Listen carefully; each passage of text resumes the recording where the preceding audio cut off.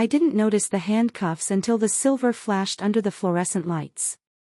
Daniel kept his gaze down while the prosecutor read out the counts: fraud, conspiracy, wire transfer manipulation, each syllable landing like a gavel against the ribs I'd taught myself to protect.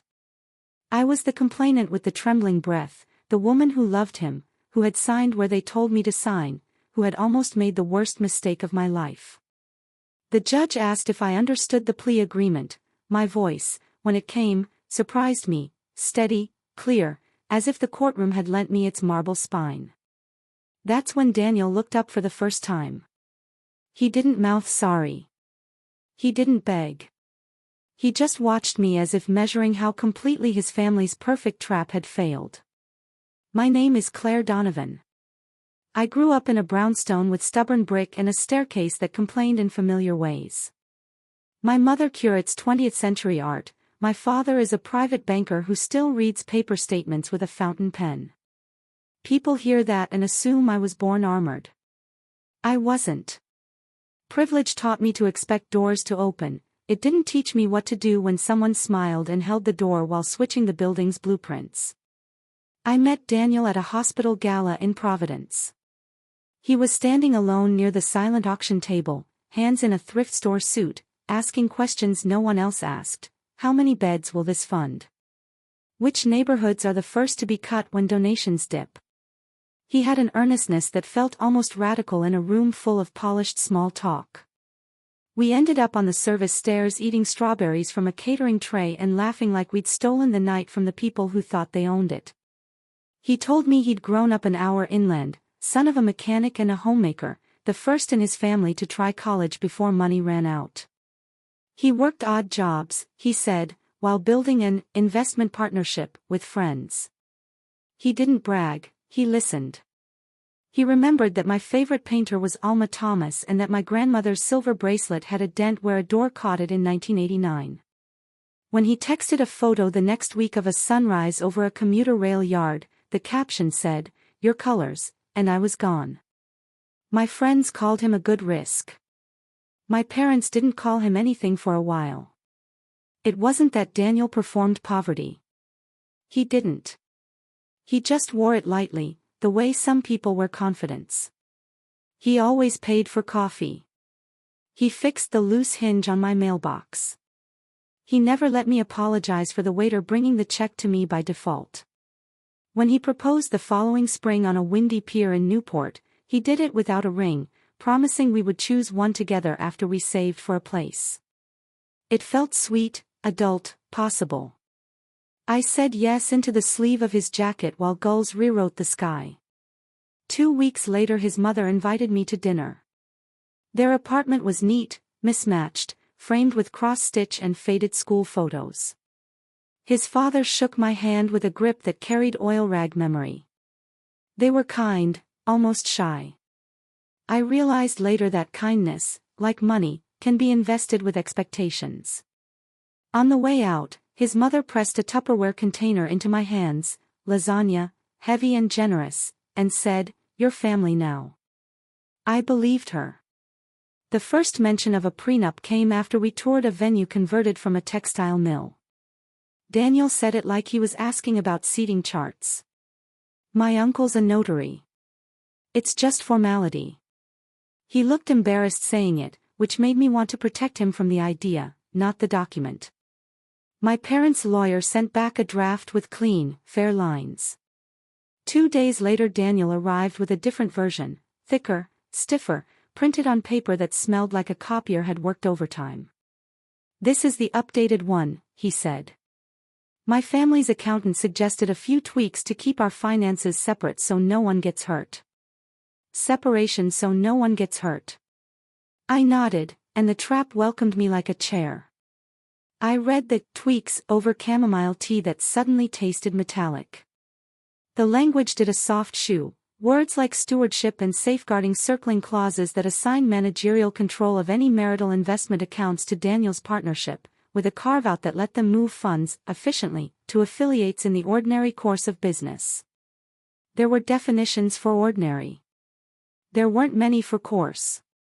If we divorced within 7 years, my separate property would remain mine, but contributions and earnings routed through the partnership would not.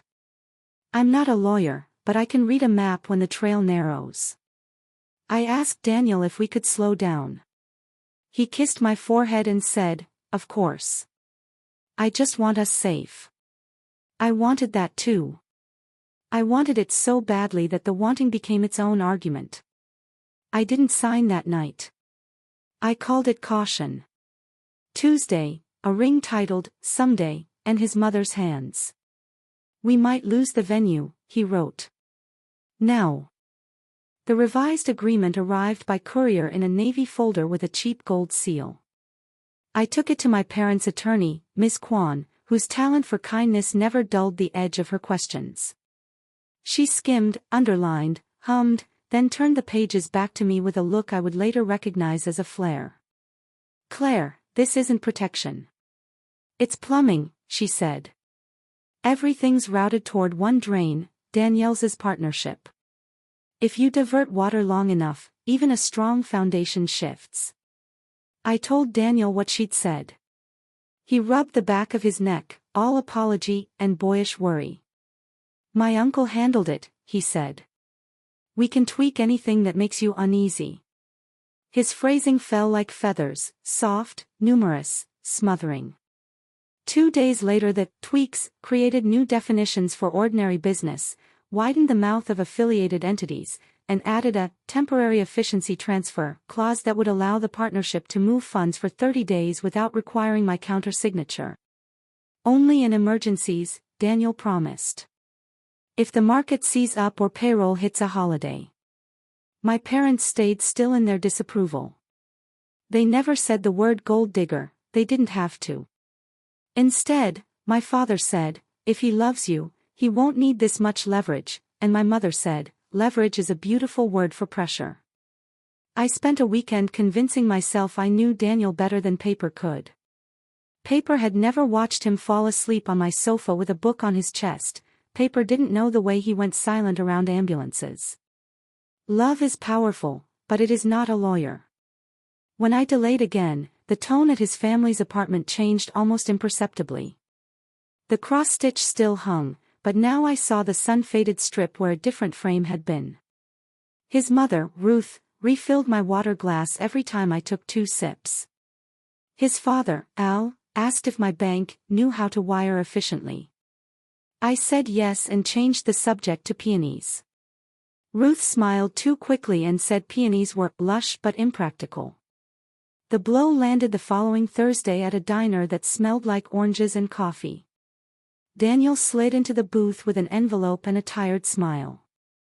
"We lost the mill date," he said. "But there's a smaller venue that can hold our new number." "New number?" He looked at the sugar packets. "My cousin can't make it. And Mom thinks we should keep it intimate."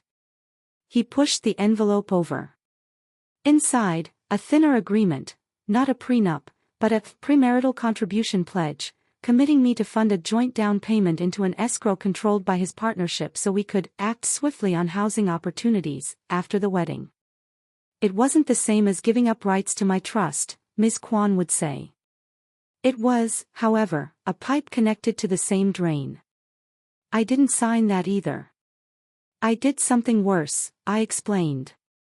I wrote Daniel a letter about boundaries and mutual protection and how I wanted a marriage that could survive scrutiny by the unkind and the kind alike.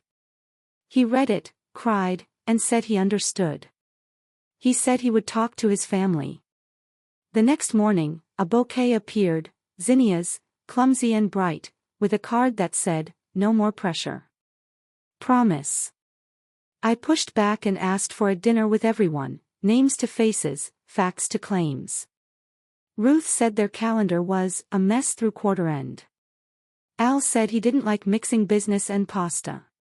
Leo sent a thumbs up, then never followed through. When I insisted, Daniel sighed and said, "You don't trust me." I told Ms. Kwan everything. She listened the way mountain guides listen to wind layered behind wind. "If someone refuses sunlight," she said, "it's not because they're a photograph." She asked for authorization to run public filings. I signed. By morning, she had a thicket of LLCs sharing registered agents, addresses that resolved to UPS stores, and a neat pattern of dissolutions exactly 18 months after formation. She also had a divorce docket from 2 towns over in which a woman named Helena reported that her ex-husband had redirected marital funds via an affiliate partnership managed by his in-laws. The in-laws' surname was the same as Ruth's maiden name. I sat with the printouts until my hands stopped obeying. Then I called Daniel. We met at the Esplanade where runners pretend they're not racing. I told him what Miss Kwan found. He went pale, then flushed, then said the documents were old filings, the divorce was ugly, and his family had made mistakes but would never hurt me. He slid his hands into his coat pockets and came out with a ring, simple, beautiful, exactly what we'd sketched the night in Newport. Let's reset, he said. New date. New venue. No partnership until you're ready. I wanted to believe the reset as much as I wanted to breathe. I said yes to the ring. I said we could pause the agreements. I said we would do premarital counseling. I said everything you say when you're building a bridge across a river you can no longer name. For 3 weeks, the river narrowed. Then an email arrived from a lender I hadn't contacted, confirming preliminary approval for a joint line of credit secured by anticipated contributions from my trust. I forwarded it to Ms. Kwan. She didn't write back. She called and said, "Claire, it's time to stop believing the smoke is just weather." Ms. Kwan didn't waste verbs. "You need distance," she said. "And we need evidence." She asked whether Daniel had ever used my devices, logged into my cloud, borrowed my laptop to print something. He had. Twice. "Change your passwords, lock your credit, and don't confront him with the filings yet," she added. "Give him a story to tell while we listen." I moved to my parents' guest room under the pretense of a kitchen renovation the landlord had scheduled for sometime this month. Daniel was concerned but not panicked. He sent me photos of their cat napping on my sweater. He asked for my new Wi-Fi password. I didn't send it. Ms. Kwan connected me with a forensic accountant named Marlon who smiled like a librarian and took notes like a stenographer. He mapped Daniel's partnership through public filings and payment processors that had names like Cheerful Boats, Harbor Pay, Meadow Transfer. He traced money in thin, fast lines. A deposit from a premarital pledge here, a sweep into an affiliate payroll there, then a hop to a dissolved LLC just before it dissolved. On a whiteboard in Miss Kwan's conference room, the lines formed a quiet river bending around anyone who asked questions. "Where do they get the targets?" I asked. Marlon pointed to a list of charity galas and neighborhood associations. "Anywhere wealthy families bring their guard down on purpose," he said. "Weddings are efficient, urgency and etiquette make friction look rude."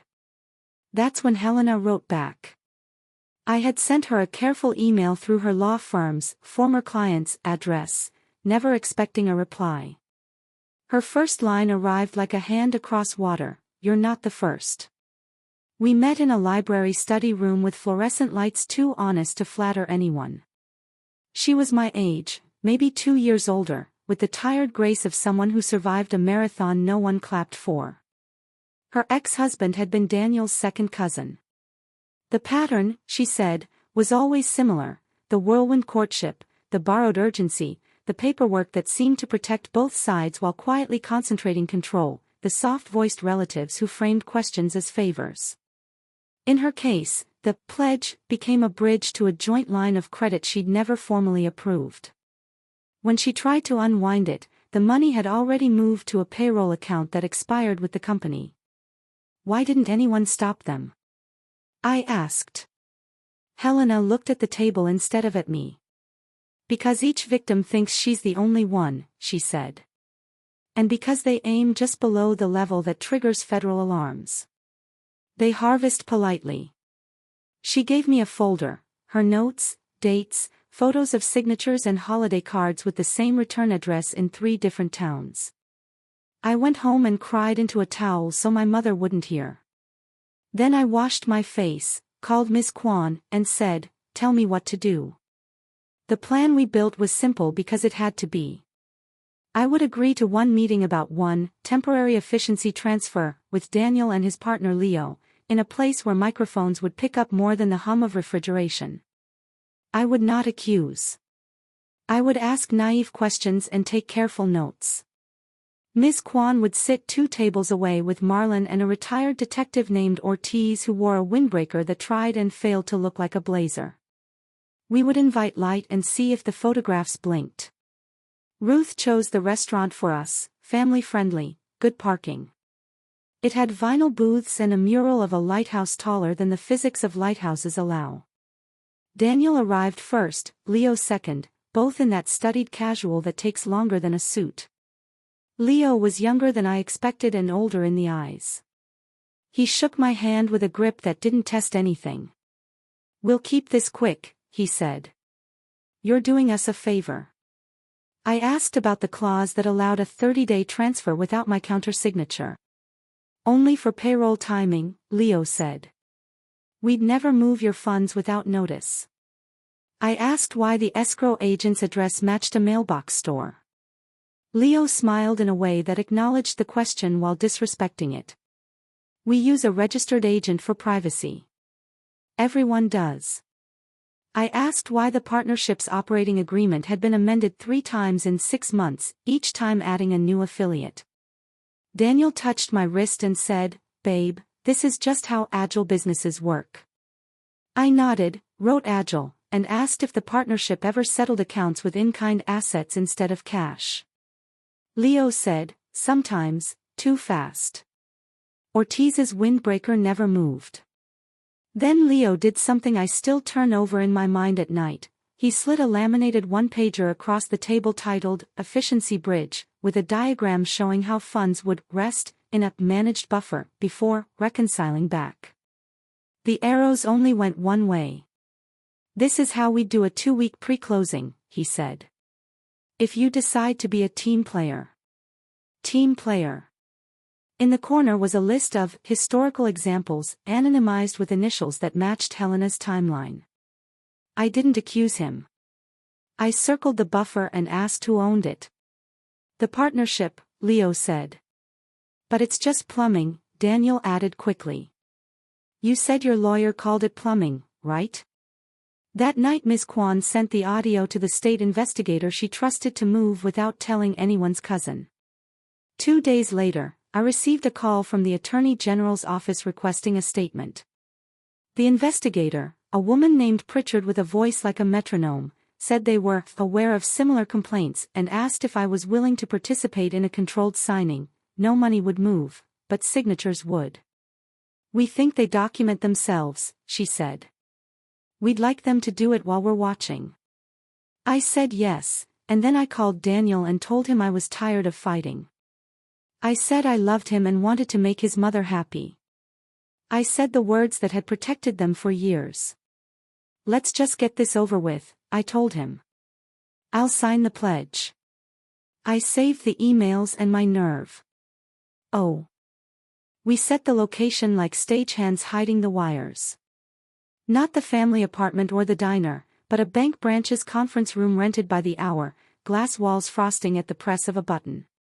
Pritchard's team installed a camera smaller than a button and a planter and a microphone and a pen I was told not to click. Ms. Kwan sat across the street pretending to read a guidebook. Ortiz paced what looked like a smoking break but timed the passes to whoever entered the building. I practiced my lines. "Yes, I understand. No, I don't have my lawyer, I just want this over." Daniel arrived with flowers and the cousin notary whose stamp, now new, had authenticated half the family's scaffolding. Leo carried a leather portfolio that gave off the same clinic bright smell as their folders. We all shook hands. The notary joked about long names in small rectangles. I laughed in a way that didn't betray the wire taped under my dress. Leo opened with small talk that shuffled quickly into business. "This is just the pledge," he said, tapping the tabbed page. "Escrow only, no investment authority, no surprises." He slid a signature page forward and placed the pen near my right hand like a nudge disguised as courtesy. I read the page as if I hadn't already memorized it with Ms. Kwan. The wiring instructions routed to a trust account with the same registered agent I'd seen on a dozen shucked LLCs. A supplemental rider created the famous 30-day efficiency window, except here the clock could be restarted by operational necessity, a phrase so generous it might as well have been a gift card. I asked the questions we'd rehearsed. Leo's answers stayed inside the fence of plausible business until he leaned forward and said, voice low but clear, you'll barely feel it. Funds rest, reconcile back. We've done this for years. Families like yours appreciate discretion. Families like mine. I asked, and watched Daniel flinch. Leo recovered. People with velocity, he said. We match it. I signed the pledge. The pen didn't shake. The notary stamped the page with a clack that echoed in the glass room like a trap closing. Leo smiled in a way that said he'd already spent the money arriving. Daniel squeezed my shoulder, a gentle press that used to feel like home and now felt like calibration. Great, Leo said, sliding a second document forward, an ACH authorization, so escrow can verify the source. It wasn't funding, it was consent to test the pipes. I signed that too. The state would block any actual transfer, but we needed the attempt. We needed the emails, the timestamps, the trigger words they always used when they thought the harvest was almost done. Outside, Ortiz flicked a text to Pritchard, language okay. Stage 2. Somewhere a judge's order eased out of a folder. The days after felt like living underwater with a bell in my hands I wasn't allowed to ring. We kept the wedding paused but not cancelled. Ruth texted heart emojis and recipes. Al sent a link to a first-time buyer seminar, hosted by a man whose surname matched one of the registered agents. Leo asked for my availability to finalize wires. I replied with a slot Pritchard approved. The whole time I slept in my parents' guest room like a teenager punished for bringing home smoke on a sweater. At the second meeting, Leo brought a laptop already open to a dashboard labeled Buffer Manager. I watched a cursor hover over a button labeled Test. Just a penny, he said. We verify the path, then request the full. He clicked. On my phone, a notification arrived for a 1-cent microdeposit request from an account I had never authorized. See? Leo said, grinning. Frictionless. I looked at Daniel. He was white to the mouth. That tiny penny lit up the rest of the grid. Pritchard's team moved like water into spaces the family thought were air. Subpoenas to processors. Preservation letters to agents. A warrant for the cousin notary's phone. An undercover request to Ruth for donor lists from the gala where we met. Nobody ran, that was their flaw. They trusted the seams so much they forgot to look at the fabric. 3 mornings later, I was making coffee at my parents' when someone buzzed the intercom and said my name evenly enough to make my mother set down her cup. It was Pritchard. We need you at the office in an hour, she said. And please bring any cards or letters you received from the family, including holiday mail. In the conference room, she laid photos on the table like tiles, bank statements with the same routing numbers on different letterheads, a group shot at a holiday party where Leo stood in front of a whiteboard half erased but not enough to hide the word bridge, a copy of Helena's pledge with the same typo as mine in the header. We weren't building a case anymore. We were spelling it. There's one more thing, Pritchard said, tapping a folder. Helena's not the only one. We have 3 additional complainants ready to give sworn statements. 2 settled quietly, 1 moved out of state. Same pressure. Same escrow. Same buffer. She exhaled in a way that suggested she'd been holding that air for weeks. If you're still willing, we'll file today. Arrests tomorrow morning. I thought of Ruth's lasagna, of AL's questions shaped like jokes, of Daniel's hand on the pier. Then I thought of Helena's folder. File, I said. Catch them. They moved at 6:12 a.m., not a battering ram raid but a chorus of knocks that spoke fluently in consequence. Agents at Ruth and Al's door, agents at Leo's duplex, agents at the cousin notary's car as he reached for the glove compartment where he kept spare stamps. Pritchard texted me a single word, "Go." I woke my parents, sat at the kitchen table, and tried not to grip the mug like a handle to an alarm I couldn't silence. By 9, Daniel called. "Something's wrong," he said, breathless. "They're saying fraud. My mom, Claire, they're taking her computer." I kept my voice steady the way I'd practiced. "Daniel, you need a lawyer." He said his uncle knew someone. I said he should find someone who didn't share a last name.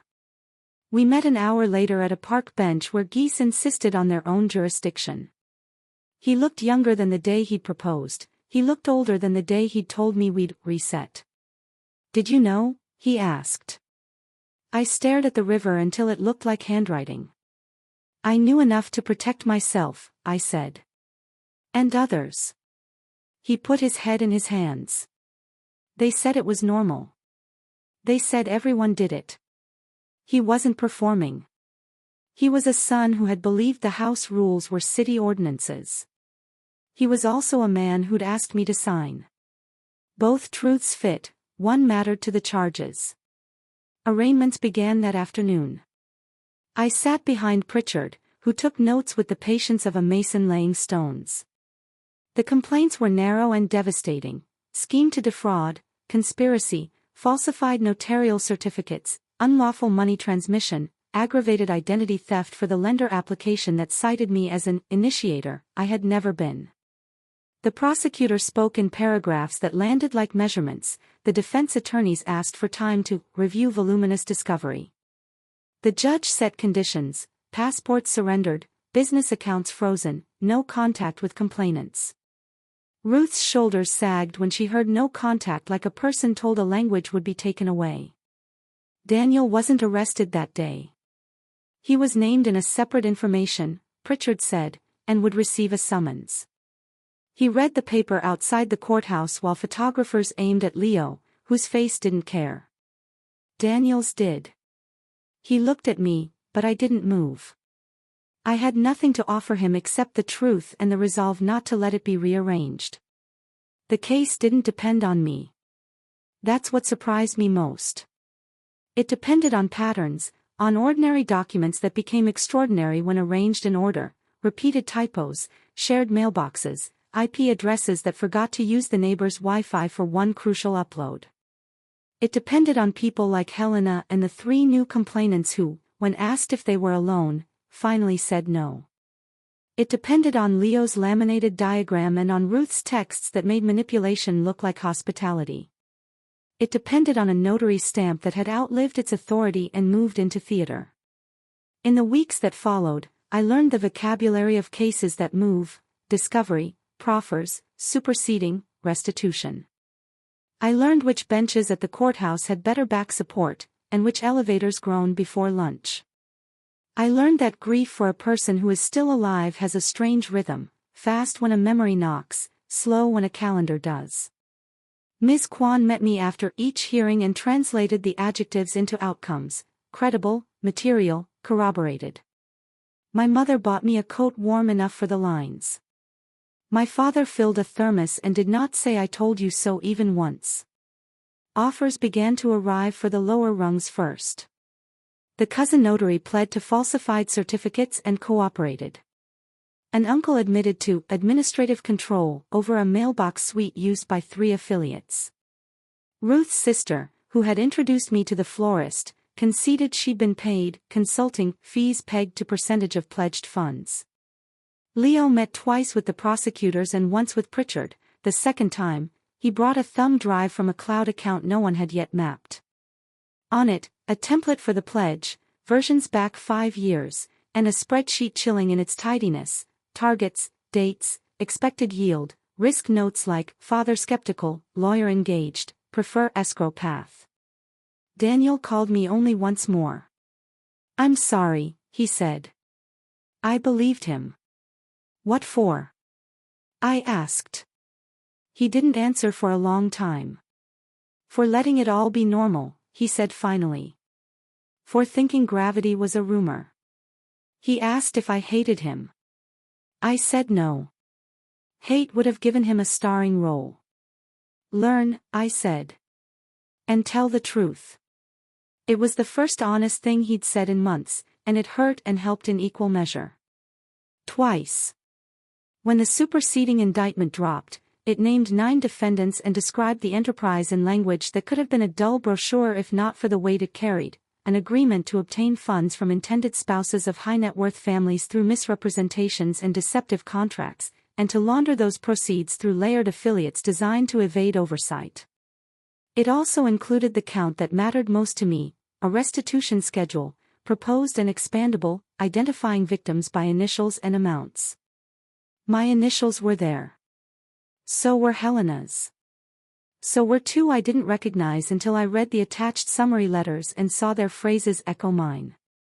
On the morning Ruth entered her plea, she wore the same pale cardigan she'd worn the first night she called me family. She said, "Guilty," in a voice that folded on itself. Al said, "Guilty," like a person sacrificing a boat that was already sinking. Leo said, "Guilty," as if daring the floor to disagree. The judge accepted the pleas and set a sentencing schedule: fall for Ruth and Al, winter for Leo, spring for Daniel, whose cooperation, if any, would be weighed. I walked out into wind that cleaned the corners of my eyes and didn't stop for a long time. The courtroom from the beginning of this story wasn't the first or the last, but it was the day the arithmetic became human. Victim impact statements are a strange genre. You're asked to measure harm without sounding vengeful, to speak personally while proving you're part of a pattern. I told the judge that the money almost lost would have been a house, yes, but also time I'd spend unwinding knots someone else tied. I said I'd found 5 women who thought they were alone and that standing together changed the air they were breathing. I asked for the thing that lawyers call deterrence and we call stop. Daniel pled in the spring. He stood straighter than the first hearing and answered in full sentences. He admitted to drafting pledge templates, to pressuring me about the escrow path, to knowing that the efficiency window was a door. He did not admit to loving me or not loving me. The law didn't ask. His allocution named Leo as the architect and Ruth and Al as the housekeepers who made sure the mess never showed. He agreed to testify. I watched his hands the whole time and saw how they shook when he said, "I knew." Sentencing arrived like seasons always do, both expected and abrupt. Ruth received 48 months, with surrender delayed for medical treatment. Al got 36. Leo received 96 and a restitution order that would follow him like weather. Daniel received 18 months and community service at a legal aid office he didn't choose. The judge spoke about fraud that wears its Sunday best, about the abuse of kindness, about the way paperwork can be weapon and disguise at once. He spoke about families teaching their children to call gravity a rumor. The restitution plan took longer to feel real, then arrived all at once like rain finally remembering a roof. Processors disgorged holds, a cooperating uncle sold a vacation property, an insurer, cornered by its own underwriting memos, paid out on a policy designed for loss in transit. Checks didn't erase the ache, but they turned off the tap. Helena called me crying and laughing because a balance had gone from red to black while she was boiling pasta. A woman in Ohio whose initials I had memorized texted a photo of a receipt where the line called amount due read 0.00. My own account blinked with a deposit that felt like a photograph returning color. I took the first deposit and did the small ordinary thing it had almost stolen. I signed a lease by myself. The apartment isn't dramatic, 2 rooms and a fire escape that insists on being a balcony, but the first night I sat on the floor with a takeout container and the windows open to traffic and I felt my life join me again. I returned the ring to evidence in my memory, not a trash can. I kept the Zinnia card as proof that even manipulations can carry clumsy sweetness, and that neither cancels the other. People ask me if I forgive Daniel. The answer changes like weather updates. Some days forgiveness feels like generosity, Other days it feels like erasing the cost for the comfort of the person who charged it. What I know is that truth makes room you can live in. What I know is that love without light breeds molds you can't see until you're coughing. What I know is that warning someone else has become the way I stop the echo in my own house. Helena and I helped the Attorney General's office write a guide for couples about money and contracts and pace. We added questions that aren't romantic but are merciful. Who controls the escrow? What must both sign to move funds? What happens if the calendar slips? We wrote about registered agents and mailbox stores and why a notary's stamp is not a wand. We didn't write "Do not fall in love." We wrote "Do not let love be the only thing you sign." On the anniversary of the morning they knocked, I stood on the same windy pier in Newport and let the gulls rewrite the sky again. I brought no ring and made no vows, but I said out loud what I wish I'd said at the diner before the envelope, the day that taught me to speak even when my voice shakes. I said, "My life is not a path for other people's plumbing." I said, "I can be kind and still say no." I said, "Gravity is not a rumor." The judge in the spring asked me if I understood the plea, and I answered with the marble spine of that room. What I understand now is wider. There were good days in that love and there were traps. Both are true. But the part one carry forward is not the architecture of the con or the shine on the folders. It's this, that ordinary people, investigators, a tired accountant, a lawyer who hums when she underlines, a victim who answers a stranger's email, can turn a river that was cut to one bank. And if you're reading because you need a reason to pause before you sign what someone calls standard, let my voice be the hand on your sleeve. The water can run the other way. You don't have to pretend it's rain. I kept the lasagna recipe, proof that kindness is real, when misused.